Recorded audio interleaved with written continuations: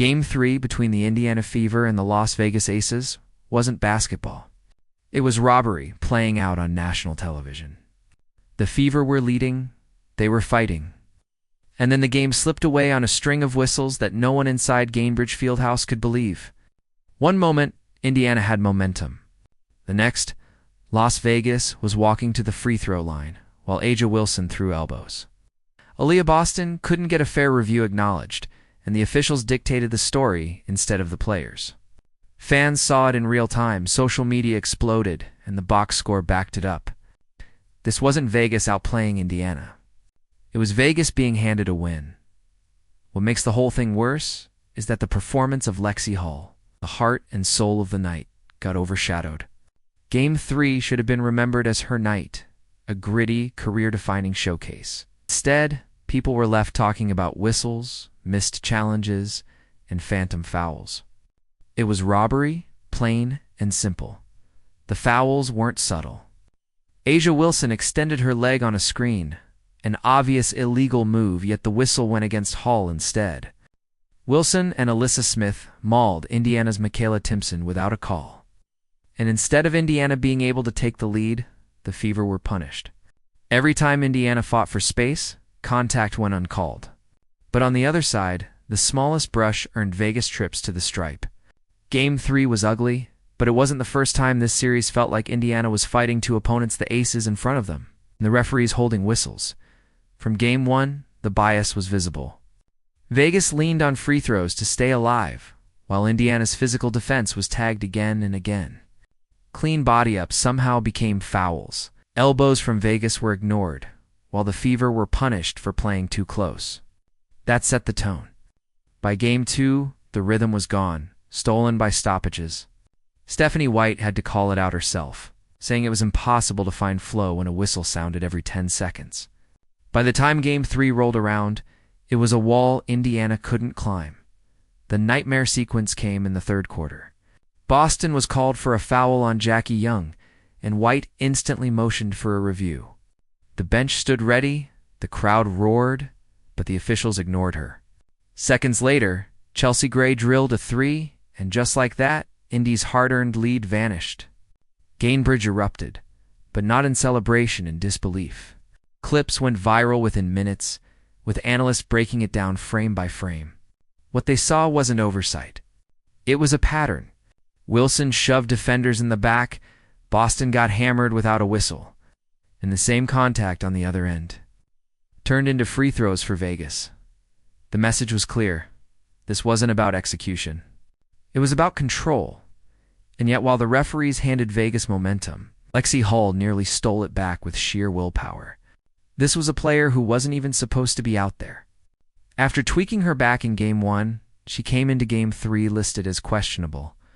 Her warm-ups looked stiff, her movement limited. But once the ball tipped, Hull transformed into Indiana's spark.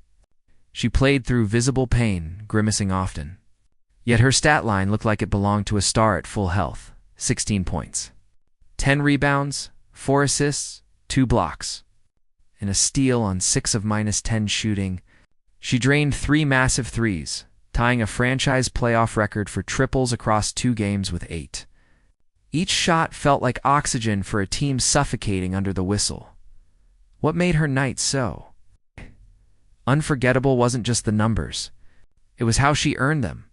Diving for loose balls, wrestling for rebounds against bigger bodies, sacrificing herself on every possession. She threw herself into plays that others would shy away from, and the crowd knew it. Gainbridge rallied behind her every move. When the whistles tried to drain the Fever's energy, Hull's grit brought it back. She was the heartbeat of Indiana's resistance. The warrior who refused to let the night belong only to controversy. But while Hull gave her all, the other side of the court told a different story. A'ja Wilson, the face of the league and Vegas's superstar, had one of the worst games of her career. She started strong with an early 3, but then collapsed into inefficiency. By halftime, she was 1 for 11. By the final buzzer, 6 for 24, just 13 points. That's 13 points on 20 shots numbers that would embarrass any starter, let alone an MVP candidate.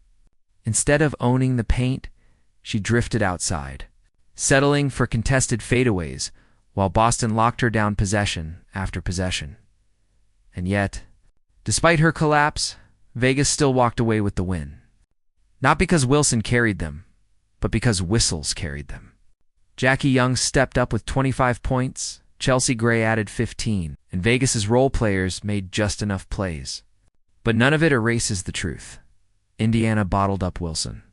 They executed their defensive plan to perfection. The Fever should have been rewarded for it, but officiating made sure they weren't. Even worse, the media spun it.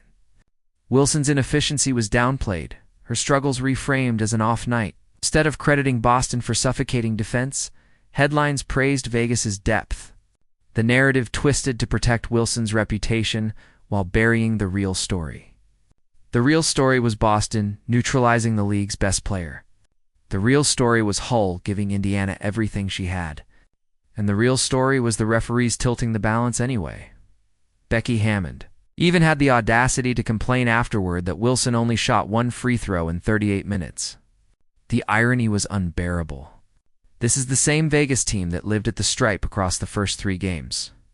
When you've been gifted whistles all series, complaining about not getting more is laughable. But it speaks to how entitled the Aces have become, so used to favorable treatment that anything short of endless freebies feels like disrespect. Indiana didn't lose Game 3. It was stolen. They fought hard, they built leads, they executed defensively, and then watched it all collapse under whistles. That's not competition.